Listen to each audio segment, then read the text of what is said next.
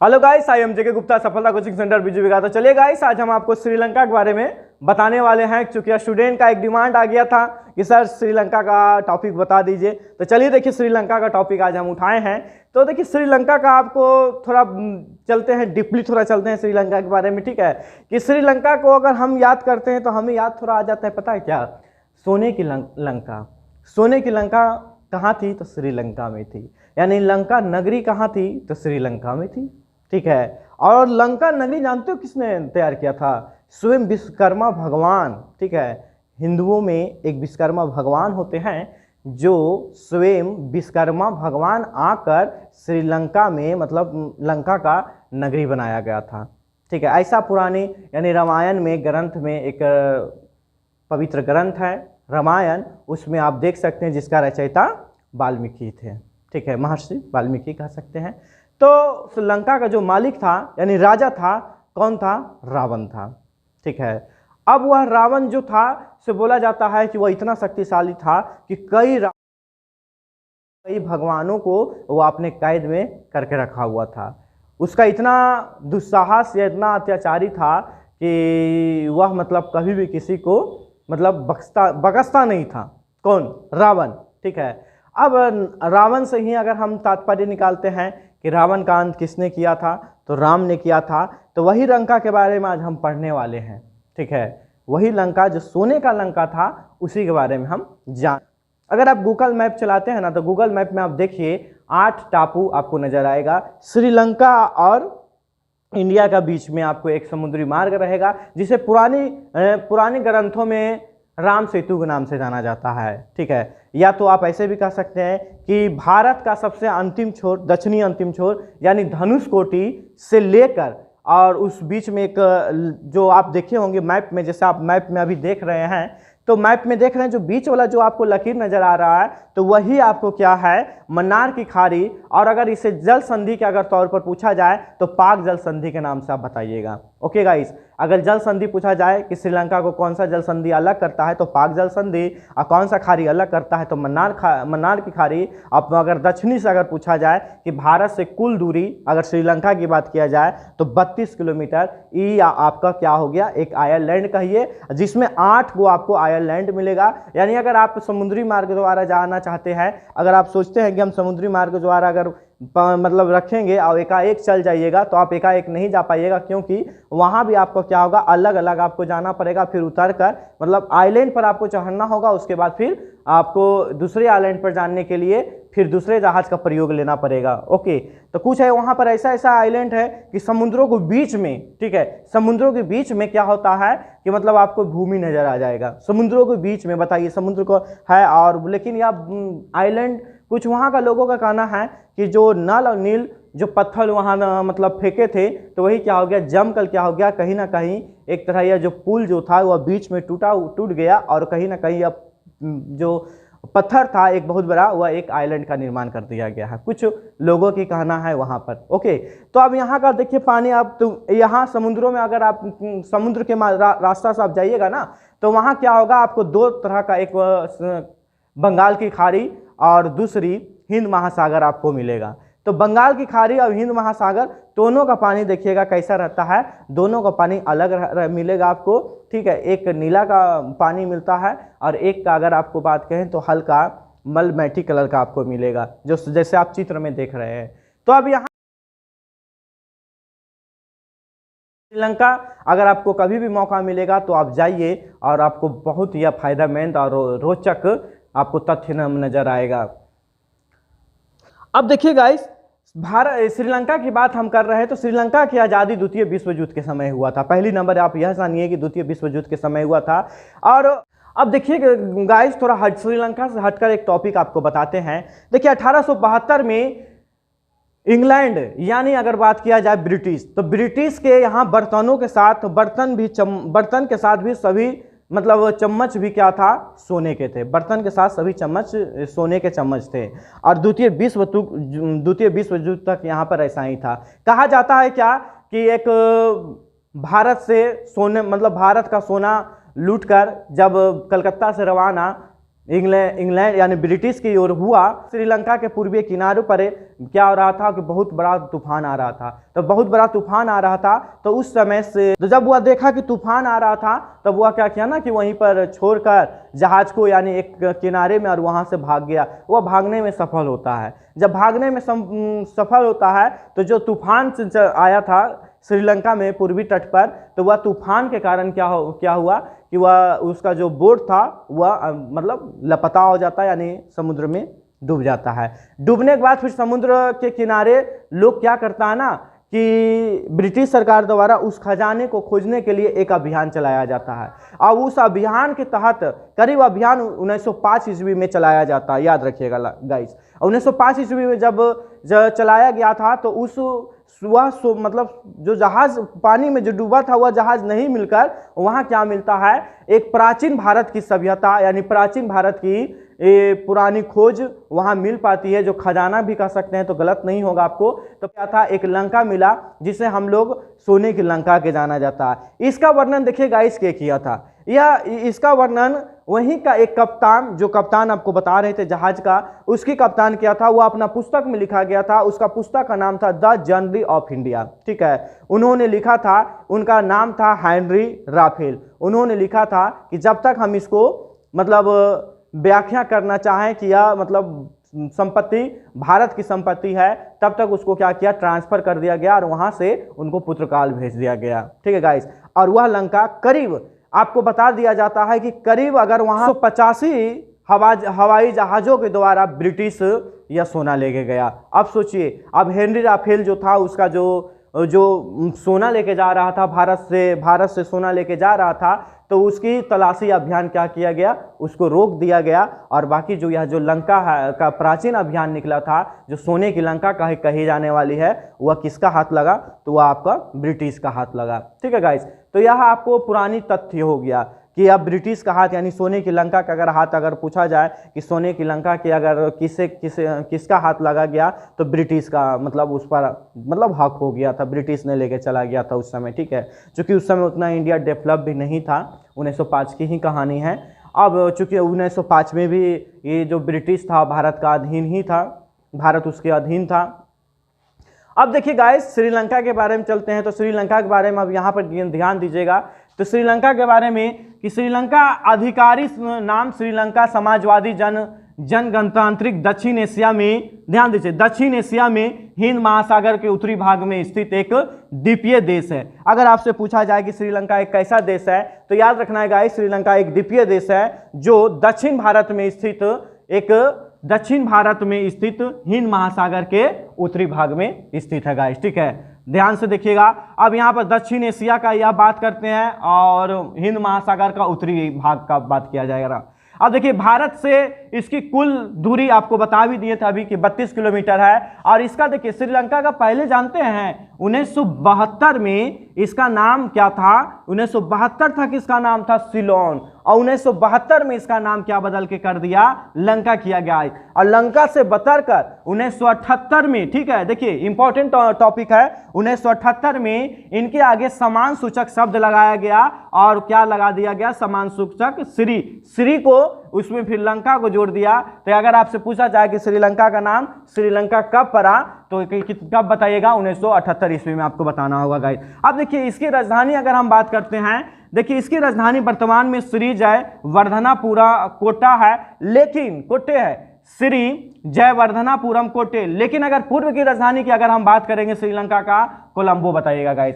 देखिए, श्रीलंका का तो सबसे बड़ा महानगर अगर बात करें तो कौन सा है, कोलंबो। अगर इंडिया के महानगर की बात करते हैं तो इंडिया का महानगर आप 4 बता सकते हैं, दिल्ली, मुंबई, कोलकाता, चेन्नई। लेकिन अगर श्रीलंका की अगर बात करेंगे तो सबसे बड़ा महानगर कोलंबो है, और वहां का सबसे बड़ा नेशनल एयरपोर्ट की अगर भी आप बात कीजिएगा तो कोलंबो को ही मारिएगा। क्योंकि अगर आपको कहीं भी जाना होगा, ठीक है, मतलब कोई भी अन्य देश, तो आपको एयरलाइंस की मदद से यानी हवाई जहाज के कोलंबो के आप एयरपोर्ट पर जाइएगा, वहां से आप कहीं से भी नेशनल आप जा सकते हैं। अब देखिए, यहाँ पर बात करते हैं कि श्रीलंका में जो राष्ट्र भाषा है यानी राजकीय भाषा की अगर हम बात करते हैं तो सिंगली और तमिल भाषा वहां बोला जाता है। अब यहाँ पर आप थोड़ा समझने का प्रयोग कीजिएगा गाइस। जो सिमली भाषा है ना, उसका देखिए सिमली भाषा का वहां का लोग कितना है, 73.8% बोला जाता है सिमली। लेकिन अगर हम तमिल की बात करते हैं तो 13.9% वहाँ तमिल लोग बोलते हैं। अब देखिए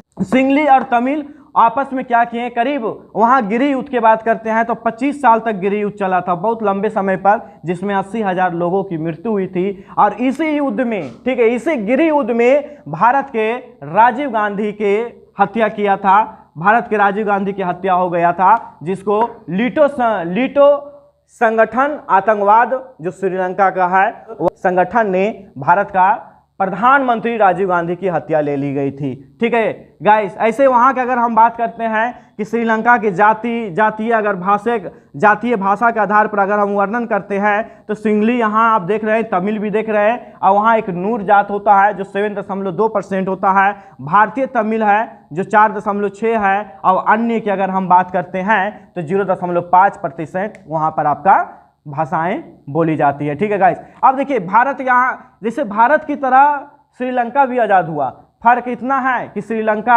आज़ाद 1 साल बाद हुआ और भारत 1 साल पहले हुआ था। ठीक है, भारत की स्वतंत्रता अगर आपसे पूछ दिया जाए तो 1948 को बताइएगा, कब, 4 फरवरी को बताइएगा। ठीक है गाइस, अब देखिए भारत की स्वतंत्रता की अगर बात करेंगे तो 1947 15 अगस्त, जैसे भारत भी गुलाम था ना अंग्रेजों का, तो उसी प्रकार गुलाम श्रीलंका भी था, किसका, अंग्रेजों का।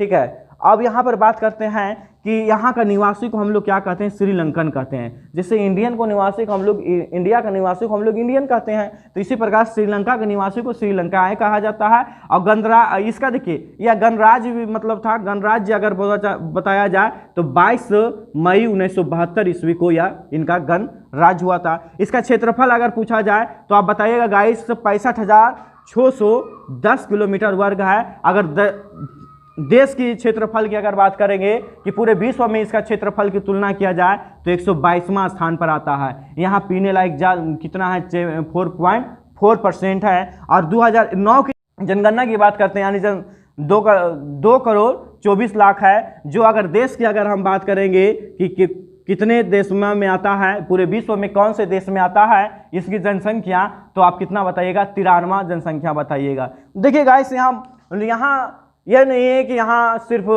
श्रीलंका में श्रीलंकाएँ हैं, यह बात नहीं है। श्रीलंका में देखिए बौद्ध धर्म भी है, निवासी करता है, हिंदू भी है, ईसाई भी है और मुसलमान भी है। बौद्ध धर्म कितना है तो 70% यानी 70%, हिंदू धर्म कितना परसेंट है वहाँ तो 15%, ईसाई धर्म की अगर हम बात करेंगे तो 8%, और मुसलमान को अगर हम बात करते हैं तो 7% वहाँ मुसलमान भी मौजूद है। ठीक है गाइस, अब यहाँ पर देखिए सबसे ऊंचा बिंदु अगर बात किया जाए, श्रीलंका का सबसे ऊंचा मीनार की बात किया जाए तो माउंट पीटो है, जिसकी मीटर में आपको ऊंचाई बताएं कि 2524 मीटर है। इसको वहां का स्थानीय लोग क्या कहता है, पिटरू ताल गला बोला जाता है, वहां का स्थानीय लोग बोलते हैं। देखिए 1800 ईस्वी में श्रीलंका के समुद्री इलाकों, अब इसका थोड़ा पीछे चलते हैं गाइस, 1800 ईस्वी में श्रीलंका के समुद्री इलाकों पर अंग्रेजों ने अधिकार कर लिया था, जो और 1818 ईस्वी में कैंडी नामक एक राजा था, जो उन्होंने संपन्न के बाद पूरे श्रीलंका पर अंग्रेजों का अधिकार हो गया था। यानी अगर पूछा जाए अंग्रेजों का अधिकार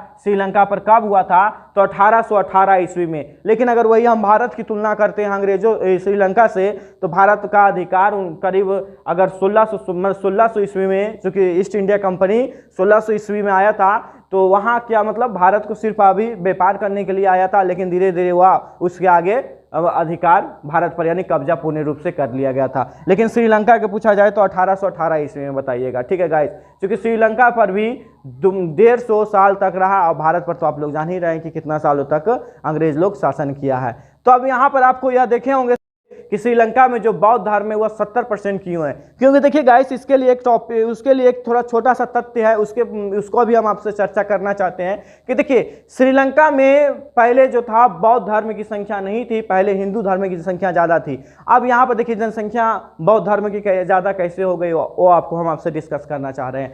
तो 3री शताब्दी में मौर्य सम्राट अशोक, आप लोग नाम सुने होंगे, अशोक सम्राट का नाम सुने होंगे, वह भारत क्या हुआ, पूरे विश्व को सम्राट अशोक राजा बोला गया था। ठीक है, अशोक का जो था वह सम्राट बताया गया था, महाराजा बताया गया था। कौन? अशोक बताया गया था। उनका एक पुत्र था, उनका पुत्र था महेंद्र। ठीक है, तो महेंद्र को वहाँ भेजा, कहाँ भेजा गया था? श्रीलंका, अपने बौद्ध धर्म को प्रचार करने के लिए। अब यहाँ पर यह बात होता है कि उतना बड़ा सम्राट था अशोक, तो वह बौद्ध धर्म के पीछे क्यों लग गया? इसका देखिए तथ्य क्या है। जब कलिंग का युद्ध हो रहा था ना गाइस, तो उसमें करीब 1 लाख नौजवान, 1 लाख सिपाही व्यक्ति मारा गया था कलिंग का युद्ध में, 1 लाख।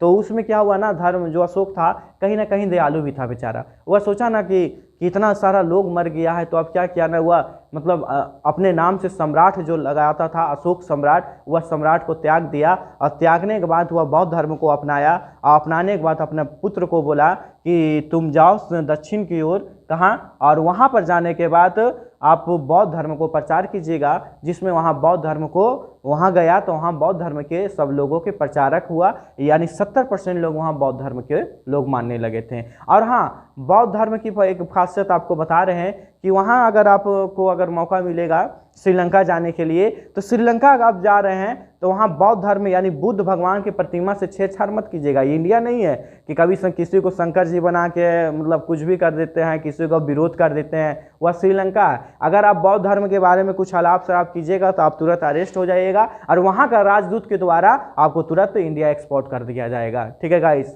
और हमेशा के लिए श्रीलंका को प्रतिबंध हो जाइएगा आप। तो यह आप जान लीजिए कि वहाँ का बौद्ध धर्म यानी बौद्ध धर्म का छेड़छाड़ नहीं करने का, वहाँ अगर आप जाते हैं तो ओके। और एक बात बताते हैं कि श्रीलंका में एक शहर है जहाँ बुद्ध भगवान का एक दांत है। उस शहर का नाम है कैंडी, याद रखिएगा गाइस। तो उस शहर का नाम कैंडी है जहाँ बुद्ध भगवान की दांतों का पूजा होता है। अगर आपको मौका मिलेगा तो आप जाइए। और श्रीलंका में बहुत सारे नारियल हैं, ठीक है, बहुत सारे नारियल का पेड़ पौधा आपको देखने को लिए मिल जाएगा, जो समुद्र के किनारे आपको मिलेगा। और श्रीलंका को अगर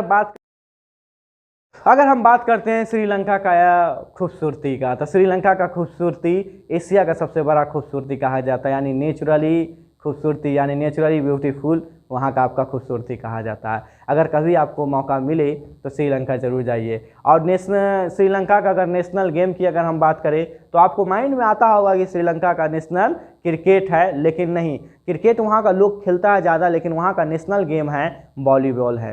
ओके, श्रीलंका के प्रधानमंत्री भी पूरे विश्व के प्रथम महिला प्रधानमंत्री के रूप में जाने जाता है। उनका प्रधानमंत्री का नाम था सिमापो बंद्रानाथको। ठीक है, और यहाँ की मदद अगर बात किया जाए, यहाँ इतनी झरना है, श्रीलंका में इतनी झरना है कि झरनों की मदद से वहाँ बिजली का उत्पादन किया जाता है। ओके गाइस, श्रीलंका में जैसे इंडिया में चावल चलता है, चावल दाल चलता है, उसी तरह श्रीलंका में भी चावल और कढ़ी तीनों टाइम चलता है। इंडिया में तो 1-2 टाइम आपको चावल चलता है, एक शाम टाइम आप रोटी खाते हैं, रोटी का भोजन करते हैं, लेकिन वहाँ तीनों टाइम चावल और मच्छी, समुद्र रहने के कारण वहाँ मच्छी का लोग शौकीन हो जाते हैं। ओके गाइस, और श्रीलंका किस आकृति की तरह दिखता है? तो श्रीलंका अंडा की आकृति बोल दीजिए, ये भी सही चल जाएगा। और नारियल की आकृति अगर ऑप्शन में रहेगा तो नारियल की भी आकृति आप दे दीजिएगा। तो यहाँ आपको विश्व की अगर हम बात करते हैं तो पूरे विश्व में चाय की खेती टॉप 5 नंबर पर आपको आता है। देखिए, श्रीलंका में अगर कोई व्यक्ति अच्छा लगता है, हैंडसम लगता है, तो कोई गर्ल्स ब्यूटीफुल लगता है, तो जानते हैं वहाँ का व्यक्ति क्या कहता है? वहाँ का व्यक्ति आपको हैंडसम नहीं कहेगा या वेरी गुड नहीं कहेगा या आपको अच्छा नहीं कहेगा, वहाँ का व्यक्ति आपको मचान कहेगा। ठीक है, आपको श्रीलंका को अगर हाँ में कुछ बोलना है तो वहाँ जानते हैं हाँ कैसे बोलता है श्रीलंका में? हाँ, जैसे इंडिया में हाँ क्या करते हैं, ऊपर नीचे मुड़ी करते हैं ना, तो हाँ होता है, लेकिन श्रीलंका में थोड़ा अपोजिट हो जाता है। श्रीलंका में अगर आपको हाँ कहना है तो दोनों साइड मुड़ी को, मतलब दाएं और बाएं, आप अपना सर को हिलाइएगा तब वहाँ हाँ होता है। ठीक है, श्रीलंका में हम मोबाइल फ़ोन को जानते हैं क्या कहेंगे? सिलीटेल कहेंगे, है ना। लोचक कहानी आपको लग रहा होगा थोड़ा अमेजिंग टाइप का कि यह जो अमेजिंग टाइप का फैक्ट है, तो यह आपको श्रीलंका आप जब चले जाइए, ऐसे ही नहीं है कि श्रीलंका बहुत ही रोचक आपका एक तीर्थ यात्रा भी है। देखिए, इस वर्ष तो कोरोना का भी थोड़ा लॉकडाउन चल रहा है, थोड़ा मामला भी थोड़ा सीरियस में है, कहीं निकल नहीं रहे पूरा। तो अगर हम कभी भी टाइम मिलेगा, अगला साल तो फिक्स है कि श्रीलंका तो जाएंगे ही जाएंगे। ठीक है, तो चलिए अब देखिए, अब बात करते हैं वहाँ के रुपया के बारे में बात करते हैं। तो श्रीलंका का रुपया कौन सा है? श्रीलंका रुपी है। और इंडिया के अगर वैल्यू करेंसी की अगर हम बात करते हैं वहाँ का तुलना से, तो 0.04% इंडिया का करेंसी रुपया का आपका यहाँ आपका हो गया। देखिए श्रीलंका का जो लोग हैं ना, बहुत ही रोमांचक लोग होते हैं और रोमांटिक मूड में होते हैं। वहाँ का अब रोमांटिक मूड में होते हैं, जिसके कारण वहाँ 6% ही लव मैरिज शादी होता है। ठीक है, इसी तरह वीडियो पाने के लिए हमारा चैनल को सब्सक्राइब कीजिए। सफलता कोचिंग सेंटर बिजू बिघा। धन्यवाद। और हाँ, कैसा आपको यह वीडियो लगा, थोड़ा हमें भी जानकारी दीजिएगा। बेस्ट या यस नो में आप लिख सकते हैं। ओके गाइस, धन्यवाद।